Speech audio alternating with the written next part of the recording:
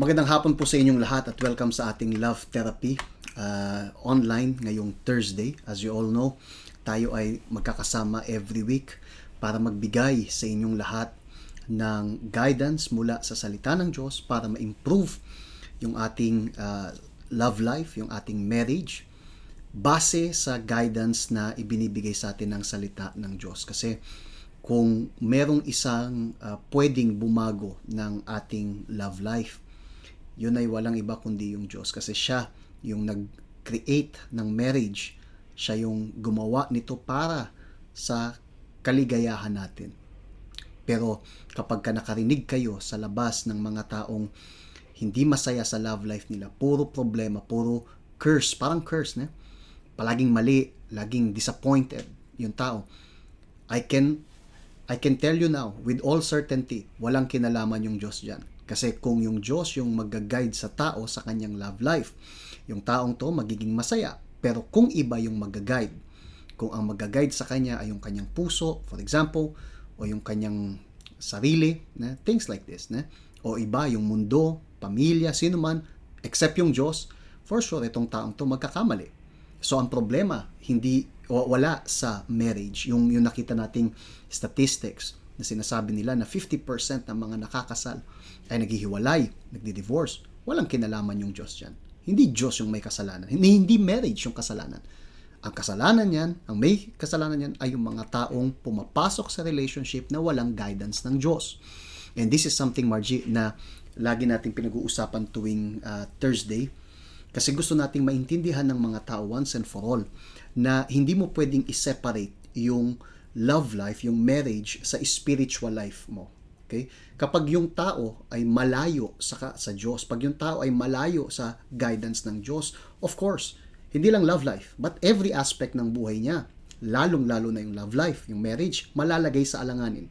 Imposible na yung tao ay gumawa ng magagandang decision sa buhay niya, palagi matuto sa tamang paraan kung wala yung direction ng Diyos, yung rules, kasi yung Diyos nag-set ng rules. Kung wala yun, etong taong to, they will just end up having many frustrations. At hindi yun dahil sa may mga curse, hindi yun dahil sa sinumpa yung tao, minalas yung tao, tinadhana yung tao na ganyan. It's nothing to do with this. It's because yung tao sinusubukang gumawa ng decision malayo sa guidance ng Diyos. At dito nga maraming mga pumapalya, right? Kasi always yung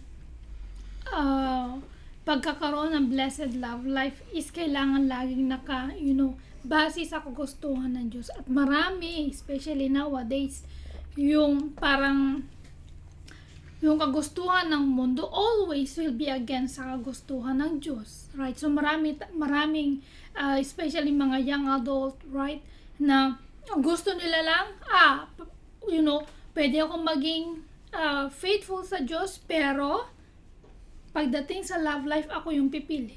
So sa lahat ng aspect humihingi ng tulong sa Diyos, na pagdating sa trabaho, hinihiling sa Diyos na ma-bless, business, anything. Pero when it comes mostly sa love life, parang hindi na sila humihingi ng gabay, hindi na sila humihingi ng tulong sa Diyos when it comes sa love life. Parang yung pagdating sa love life, papakita nila, ako yung magdidesisyon kasi ako naman yung may kisama sa tao, di ba? So kaya maraming mga kabataan ngayon o mga marriage ngayon, lagi nang may problema kasi hindi nila hinayaan yung Diyos yung gumabay sa kanila. And not only that, di ba? Maski sa marriage mismo, kapag yung mag-asawa, for example, hindi guided ng Diyos, lagi sila magkakaproblema. Yeah, for sure. Kasi problema nga, meron na. Okay? Kung tayo nga dalawa, di ba, guided na ng Diyos. Laging ganyan. Yung problema meron. I mean, hindi, kasi dalawang magkaibang tao na nagiging iisa. Yeah. Hindi madali yun. Hindi yun something na natural sa atin. So, there are things na kailangan kong i-adjust. There are things na kailangan mong i-adjust kung gusto nating maging isa. Pero, ito pa lang, itong challenge na to, ito ay talagang challenging. Right? Ngayon, kung yung tao malayo sa Diyos, hindi niya alam kung anong gagawin. Yeah, for sure. Etong taong to gagawa ng mga decisions na imbis na yung problema ng mag-asawa, gagawin silang mas solid kasi it's the thing, pwedeng yung problema maging dahilan para yung mag-asawa ay maging mas malapit sa isa't isa, mas malakas yung pagmamahal sa isa't isa. So pagkatapos ng problema, sila ay naging mas mature, right? O kaya yung problema comes to destroy them. Yeah. It's one or the other, right? At sa nakikita natin sa marami is that pagdating sa love life, hindi sila humihingi ng guidance sa Diyos. At ito yung pinaka-issue natin. Kaya tayo may love therapy ay para ipaintindi sa inyo na kailangan natin ng guidance ng Diyos. Kasi especially today, we're gonna be talking about yung reflection. Reflection, yes. Parang salamin. Okay? Kung ka salamin, and then ano nakikita mo doon? Yung reflection mo.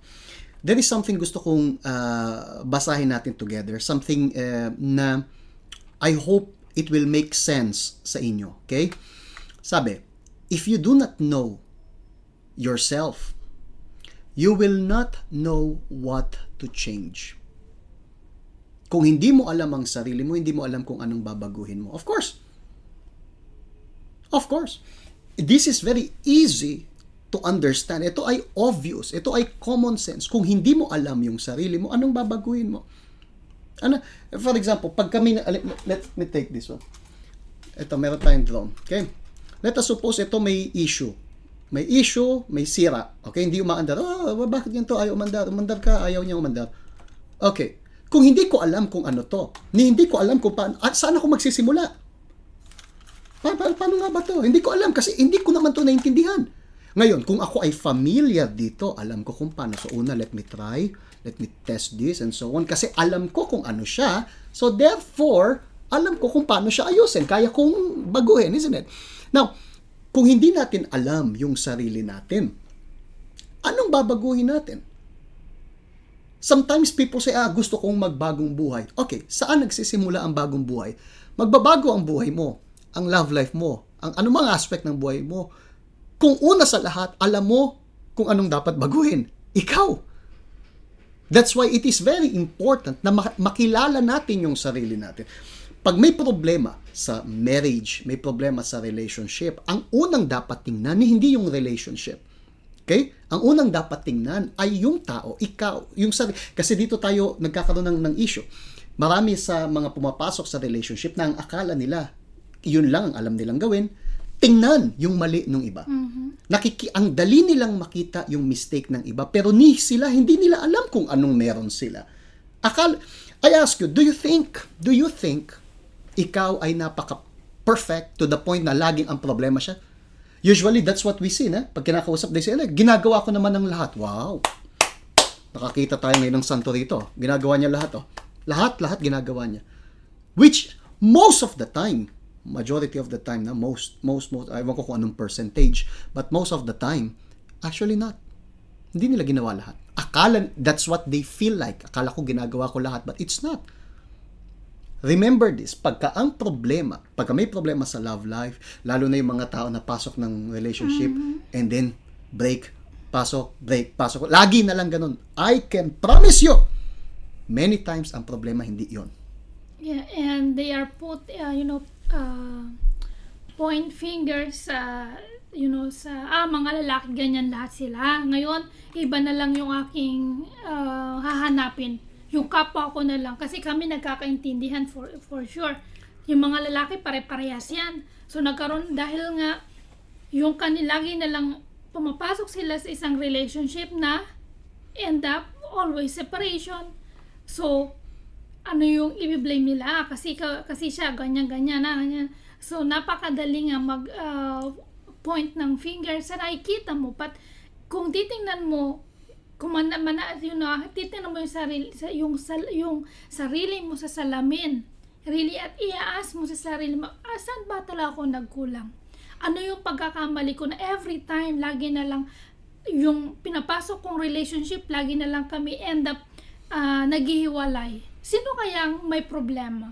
O kaya naman, kahit magkasama na, mag-asawa na po, laging galit asawa ko. Bakit? Ang sagot ng iba, maybe, is because, kasi unbeliever yan so laging sila, porket unbeliever, sila yung mali. Not necessarily. Of course not. Many times, ang problema, hindi dahil sa, Unbelief. maybe yun ay resulta. Siguro kaya siya unbeliever is because yung nangyayari sa inyo ngayon. Baliktad, isn't it? But, kailangan nating malaman, ang talagang tanong, ay, hindi yung sa ano lang yung mga nagawa ko o hindi ko nagawa. Ano bang mali nagagawa ko? Ano bang mali ang hindi ko, ano bang mga tamang bagay hindi ko nagagawa? It's not only that. Ang tanong ay, sino ka? It all comes down sa pagkatao. Sino ka ba talaga? Kung ikaw yung tao, for example, na puno ng insecurity, okay? Even if ikaw ay mabiyayaan ng isang taong good, papalya yan. Papalya. You will find a way, you will manage to find a way na sirain yan. This is interesting. Kahit na let us suppose, mabiyayaan ka ng isang taong tama para sa iyo. Okay? Isang taong good, tama. Pero dahil sa iyong insecurity, you will find a way to destroy it. That's it. It's very classic, yung ganyan. So, kung ikaw yung taong, sabi natin, insecure, ikaw yung tao na malicious, ikaw yung tao na, let's say, nagdadala ng nakaraan pa rin. Kasi may mga sugat ka sa nakaraan and you carry it inside of you. So dahil dyan matatakutin ka, dahil dyan ikaw ay hindi mo maibigay yung the best sa relationship kasi dala-dala mo yung sakit. Ikaw ay very bitter. Okay, bitter. Yung tao na hindi nagpapatawad, lagi may mga grudges na. Kung ikaw ay ganyan, people, anumang gawin mo, it's not gonna really work.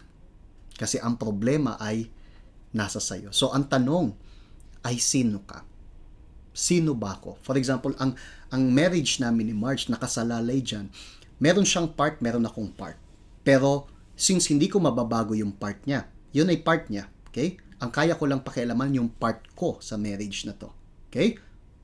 Do you understand sabi ko? So, partners kami. Right? Sa relationship na to, iisa lang kami. Good. Pero meron siyang part na akong part. Hindi ko mapapakialaman yung part niya kasi part niya yon. Ang kaya ko lang pakialaman yung part ko. Okay? Ang tanong ko ngayon, kung yan yung nangyayari, is that sino ba ako sa relationship na to? Sino ba ako talaga sa relationship na to? Ako ba yung tao na nagpupursige na ayusin yung relationship ko day by day? Sinusubukan ko ba talaga, not just subok, ginagawa ko ba talaga ang lahat para lalong mapalapit kay Marge, para lalo siyang maintindihan, maging mapagpasensya, maunawain, mapagpatawad, mapagmahal, all of this, ginagawa ko ba yon? Sino ba ako sa relationship na to? Yun ang tanong ko. I cannot ask sino siya. Kasi like I said, kanya yan. Okay? Ang kaya kong sagutin ay yung akin. Sino ba ako talaga? Ako. And the same way sa kanya. Sa kanya, ang tanong niya rin ay yun, sino ba ako sa marriage na to? Talaga bang ako ay nagiging mabuting asawa? Ako ba talaga ay talagang nagmamahal ng sincere sa asawa ko? O ginagawa ko ng sapilitan yung mga bagay-bagay? Things like this, mga personal na tanong na walang makakasagot, kundi yung sarili lang natin. That is why sinabi natin kanina, kung hindi mo kilala yung sarili mo, hindi mo alam kung anong gagawin. Paano hindi mo kilala? For example, nagkukunwari pa nga, hindi, ako ginawa ko na lahat. Pasok, sa marriage na to, ako yung pinaka,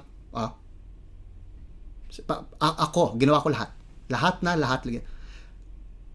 Kahit na hindi, okay? Pero lagi ako yung taong laging, hindi, ginawa ko na. Hindi, ako, ginawa ko na. Ako, laging siya yung mali. I remember, Marge, meron akong nakausap sa church. I don't believe yung taong yun nandito pa. Pwedeng mali ako. But I don't see yung tao pag Sunday anymore. But one day, merong lumapit sa akin na merong problema, okay, sa relationship nila. And then, kinausap ko. And then, so, sinubukan kong sabihin yung sinasabi ko sa inyo na huwag kayong tumingin sa isa't isa, ang tingnan ninyo ay yung inyong sarili. And you will find. And all the time, sa buong yun, napagod ako dun sa session na yun ng counseling. All the time. Sabi, nga, Pastor, yan. Kita mo, sabi ni Pastor, gawin mo yan. Kasi ako lagi ko tinitingnan sarili ko eh. Bago pa man, alam niya na agad. Ginagawa ko sarili ko. But obvious na hindi. Kasi makikita mo. You can see. Ay, hindi. Tama yan, Pastor. Tama. Kita mo? Kita mo yung sabi ni Pastor. Gawin mo yan. Laging ang bato yung iba. Siya ay, sabi nila, maling akala. Okay? Ang akala niya, ginagawa niya na, but it's not. Yun ang reason kaya yung relationship nila is impyerno. So, you need to stop una sa lahat. Stop pointing sa partner mo, pointing sa asawa mo, pointing sa labas. Okay? Kung kayo ay single at kayo ay nasa, may situation kung saan, laging may problema sa love life, sa napipili, stop muna. Tumigil kang pumasok sa relasyon kasi hindi mo alam kung paano maghanap. Paano mo malalaman kung paano mahanap yung tamang tao kung hindi mo alam kung ano ang meaning ng tamang tao? Hindi mo pa nga alam kung anong meaning nun. Paano mo makikita yon? So stop this. First, tingnan mo muna yung sarili mo. Okay? Look at yourself. And then, even now, tumigil kayo sa kakachat nyo, okay? Sa kakatype, tama, amen. Stop. Kala nyo, hindi ko kayo napansin. I can see you. Stop. Stop this now, okay? And listen. Sandali. Listen. Kasi yun yung issue natin. Alright? So, what we see is that pag hindi natin kilala yung sarili natin, hindi natin alam kung anong babaguhin natin. Kaya, the best way to know ourselves is to know God first. Paano mo malalaman kung sino ka?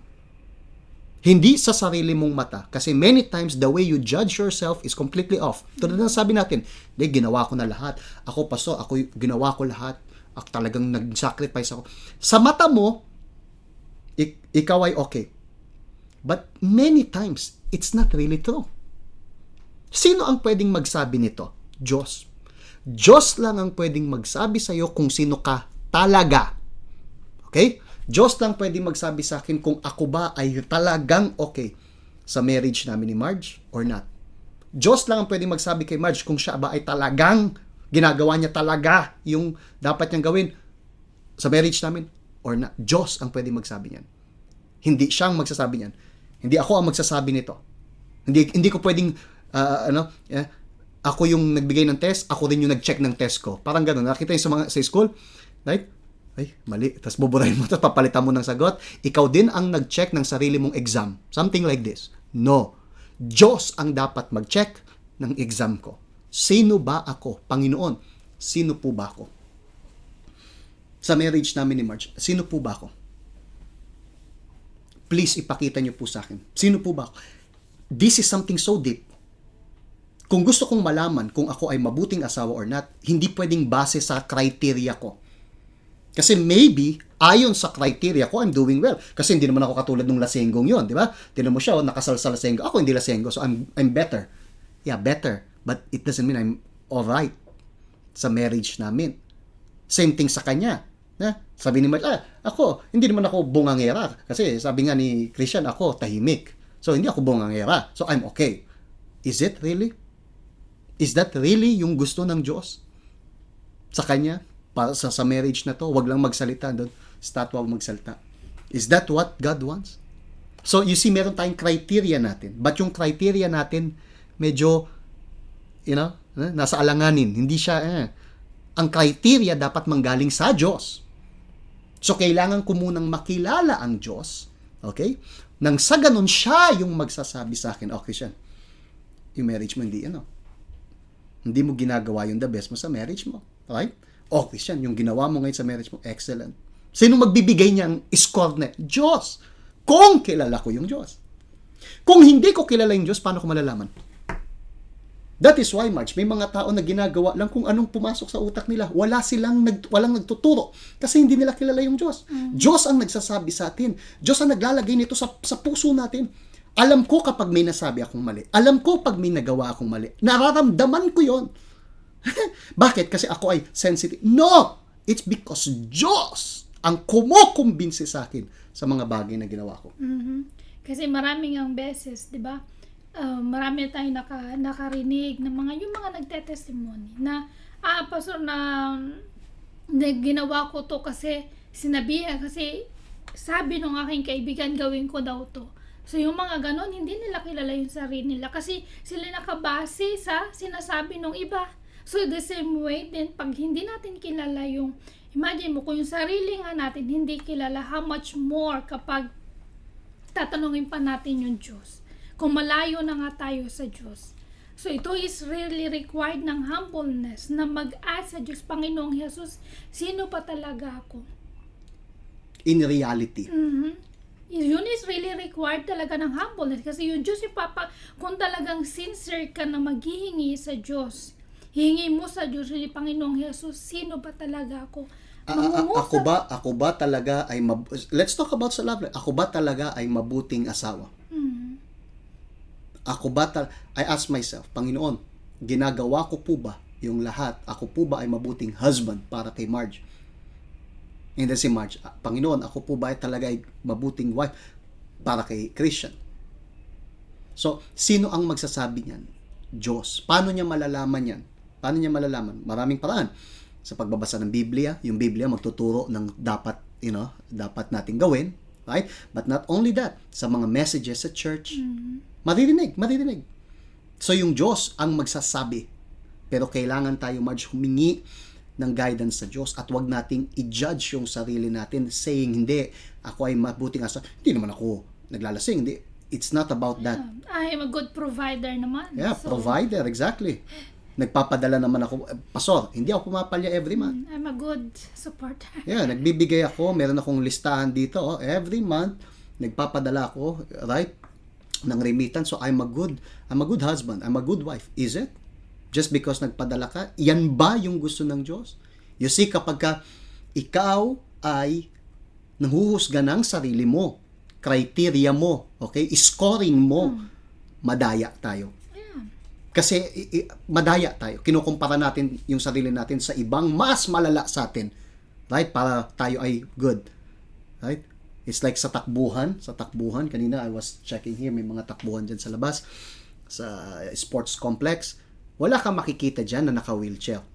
Nakikipag-compete dun sa mga kayang tumakbo. May sarili silang competition. Yung mga nasa wheelchair, merong nasa wheelchair. Yung mga kayang tumakbo. Pero hindi mo makikita yung mga kayang tumakbo, compete sa mga nasa wheelchair. Why? Unfair.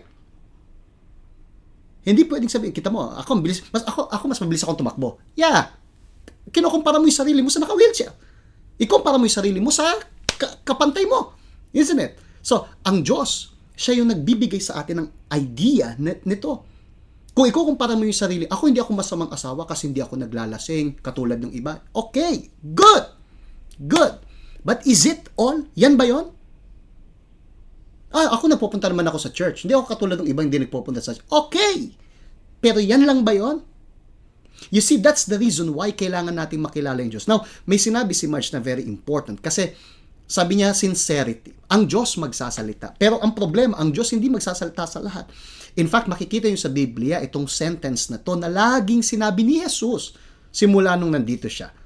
Okay? Laging sinabi ni Jesus, sabi niya, he who has ears to hear, let him hear. Makikita nyo yan sa Luke, sa Matthew, makikita nyo yan sa Revelation. Sa Revelation, sunod-sunod, sinabi ni Jesus, sino mang may pandinig, makinig. Bakit? Kasi ang Diyos nagsasalita sa mga may pandinig. Paano ka kakausapin ng Diyos kung ayaw mong makinig?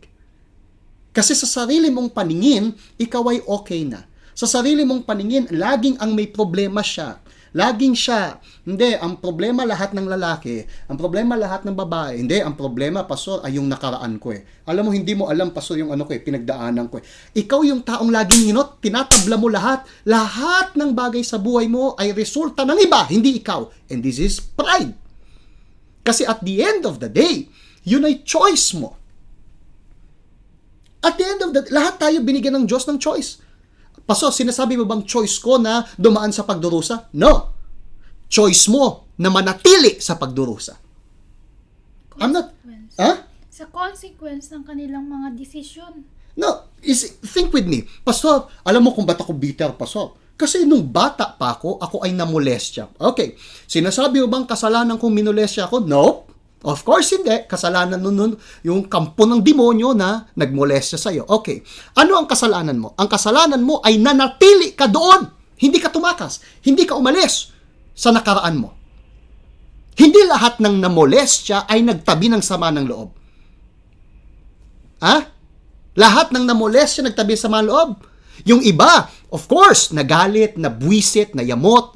Yes or no? And rightly so. Dahil, my goodness, minolest siya before. Pero nung nakilala niya si Jesus, they decided na magpatawad. Sa choice. Yeah? Nag-decide sila magpatawad. Habang yung iba, hindi. Kasi hindi nyo alam yung sakit. Tingnan mo yung difference. Yeah? Yeah? So, hindi lahat nang dumaan sa parehong sitwasyon, ang reaction pareho. It's like March yung narinig ko before na, maraming kabataan dyan, barumbado, maraming kabataan dyan, mga siraulo, na. Bakit? Kasi yung pamilya, lumaki yan pa sa broken family. Wow! So ngayon, lahat na nang lumaki sa broken family, kailangan maging barumbado. Dapat din pala ako maging barumbado ngayon. Kasi nung 4 years old ako, naghiwalay yung mami ko at yung daddy ko. Right? So ngayon, dapat akong lumaking barumbado. Kasi sabi nila di ba? No, yun ay excuse.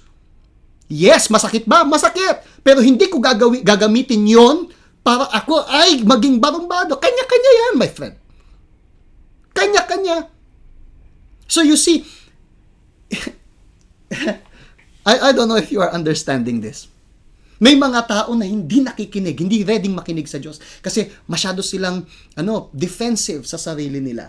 Lagi nilang sinasabi, hindi, kaya ako ganito. Merong reason yan. Kaya ako ganito. Kasi ganito. Pinagtatanggol nila. Yung, okay, may maling nangyari sa kanila. This is sad. Hindi nila kasalanan yan. Tayo ay namumuhay sa mundong puno ng gulo. We know that. Pero, my friends, hindi mo pwedeng gamitin yung pagkakamali ng iba para i-justify yung pagtatabi mo ng sama ng loob. You cannot. At the end of the day, kanya-kanya pa rin tayong desisyon. Hindi tayo hindi mo pwedeng masabi sa Diyos, Panginoon, kaya ako nagtabi ng sama ng loob kasi hindi mo alam yung pinagdaanan ko. Of course, alam ng Diyos. Alam niya more than you. So think about this, my friends. Pastor, ako, kaya hindi ko maibigay yung sarili ko sa asawa ko kasi hindi mo alam Hindi mo alam kung paano niya ako pinahiya No, hindi ko alam. And I don't need to know. I don't need to. The thing is, what about yung Diyos? Sinasabi niya many times sa'yo na kung paano magpatawad, paano ganito, ganyan. Pero many times walang pandinig yung tao, March. Ayaw nilang makinig. Kaya paano sila kakausapin ng Diyos kung hindi sila ready makinig? They prefer na i-post sa social media yung mga problema nila which is has nothing to do, pero yung Diyos na pwedeng tumulong doon sila masyadong madamot. Nanalangin ako, hindi naman ako sinasagot. So yung may mga ganong excuse, pumunta man ako sa church, wala naman nagbabago sa sarili ko. Kasi yung salita ng Diyos hindi pumapasok. At yun yung problema. So maraming mga tao na, ang dami nilang mga excuse, hindi na nag-church kasi wala naman nagbabago sa akin. Sino may kasalanan? Yung church ba? Yung Diyos ba? No, it is ikaw yung binibigyan mo, ikaw yung nag-iipit. Ikaw yung ayaw magbago. Kasi kung sabi nga dito, who has ears to hear, let him hear. So, ito yung sikreto. Kailangan mo lang makinig at pakinggan at gawin kung ano yung sinasabi sa iyo ng Diyos. Para why is that? Para magkaroon ng yung makilala mo yung sarili mo. Kasi kung hindi mo kikilala yung sarili mo, walang pwedeng makatulong sa iyo. Kung yung hindi mo bibigyan ng pagkakataon yung Diyos na tulungan ka din, no one can help you. And to finalize this, you know what happens kapag ikaw ay talagang naging sincere na humingi ng guidance sa Diyos? Nagkaroon ka ng tenga to hear. Okay? You are ready to hear. Pag sinabi mo, Panginoon, you know what? Ngayon, ready na po ako na makinig sa inyo. Sabihin niyo po, ano po ba talaga yung reality ko? Sino po ba ako? Now, you have to prepare yourself. Kasi since sinabi mo, sabihin mo, be free. Sabihin niyo po sa akin kung sino. Okay? You can be honest. Para bang ganun? Anong gagawin? Magsasalta na yung Diyos. He's gonna speak, ganito ka. Listen, okay. You are like this. In reality, you are like that, like that, like that, like that. Ganito, ganyan, ganyan, ganyan. ikaw ay ganito, akala mo ganito, but sasabi, that's why many times yung mga messages natin sa church minsan parang ang sakit, isn't it? Bakit ganun? Kasi ngayon sinasabi na ng Diyos. Okay? But yung iba na ayaw tanggapin yon, what can we do? So just think about this for a while, okay? Ang ating topic today is something very spiritual. It's not about even yung asawa mo, boyfriend mo, fiancé mo, girlfriend, not about it, spouse. It's about you. Sino kayo? Sino ka? Gusto mong malaman kung sino ka? Kunin mo yung salita ng Diyos. Let it reflect you. Sasabihin sa'yo ng Diyos. Sabihin mo sa Diyos, Panginoon, reveal to me, sino po ba talaga ako? And then makikita mo. Makikita mo na ikaw yung taong walang pasensya. Tulad ng pinakita ng Diyos sa akin. We told you this before, ne? We told you this before. Before, pagka kami ni Marge, yung nagsisimula kami ng relationship, I always see si Marge na problema. Kasi si Marge yun. Problema yun eh. You know, kaya ganito kasi hindi marunong magluto, for example, things like this. Hindi, kasi si Marge ganito yun eh, right? Laging siya yung problema. Laging siya. But then, I need to learn mula sa Diyos kung ano talaga yung totoo. Talaga bang siya yung problema? Maybe merong problema. Maybe. I mean, sino maglalagay ng asin sa daing? Sabi siya. Taga na, no? She's keeping something. No, kasi yung mga bagay na yan, Marge, hindi nakakalimutan. Move on. I'm moving on. I mean, yeah. Isang mistake yun, okay? So maybe totoong mistake yun, alright? I didn't know. That's I'm sure. Namesi na pala. I'm sure. Tataka ako, my goodness, papatay na ako nito sa... May ibang paraan para patay ng taong mas madali. My goodness. But anyways, siguro may problema. May sarili siyang issue. But siya lang kaya? Of course hindi. Ako rin. And kailangan ko talagang maging humble to stop, and this is the challenging part. You have to stop na tingnan yung iba so that you can look. Kasi it's either you look sa iba o you look sa sarili mo. Hindi pwedeng doble. Hindi ka, katulad nung hayop na nakikita nyo, yung like, dalawa yung mata, ganon. Yeah. It's like parang doon sa mag-exercise, di ba? Yung gusto mag-lose ng weight. Ikaw muna, and then after ako naman. Yung gusto laging ano yan? Kadayaan yan. Right? So, I have to stop. I really have to stop. And many times, matutokso kang tumingin to me. But you have to stop and start analyzing. And only when we are able to do this, makikita natin, ang dami pala nating lamat. Ang dami pala. Something you will not, ang dami pala. And there are times na kailangan ko lumapit kay Marge. Kailangan ko humingi ng sorry. Marge, pasensya dito. I have to, confess ito, ganito, ganyan. I have to open up. Kasi, ang akala ko siya lang hindi nag-open up, but no, it's me. It is me. So, kailan mo makikita yan? Makikita mo from the moment na meron kang pandinig. Diyos ang nagbibigay sa atin yan. Do you understand? So, just may the Holy Spirit speak sa inyo. May God reveal to you yung pinapasa sa atin ngayon. Para nang sa ganun, alam mo kung sino ka talaga. Okay? Don't ask people, sino ba ako? Sino ako? Ask God, sino ka? Sa marriage nyo, sino ka ba? Kayo na nasa church. Okay, nasa church ka, but sino? As a wife, sino kayo talaga? Kailangan tong tanungin. Ako, as a husband, sino ba ako talaga, Panginoon? Talaga bang ako ay faithful kay Mars? Talaga ba? Talaga ba? She has to ask herself, ako ba talaga ay faithful kay Christian? Ako ba talaga ay ganito? It's something na, it's so personal. So deep. Walang makasagot. Kundi Diyos lang. Alright? I think it's time for you to check yung salamin ninyo. Yung salamin ninyo. You know what I mean? Yung salamin. Ano yung salamin? Yung salita ng Diyos. Yung Biblia. Okay? And that's it. Alright? Aligado. Is there anything else, Marge? Nope. Actually, ang last ay yung this coming Monday, tayo ay nasa mountain. Right? That's it. We are just gonna go to some mountain. Kayong lahat ay welcome. Dito sa Hong Kong, of course. Yeah? Kung kayo ay nasa Hong Kong, you can come with us sa mountain. Alright? Taligado. People, God bless you. Kita tayo ulit next time. Bye-bye.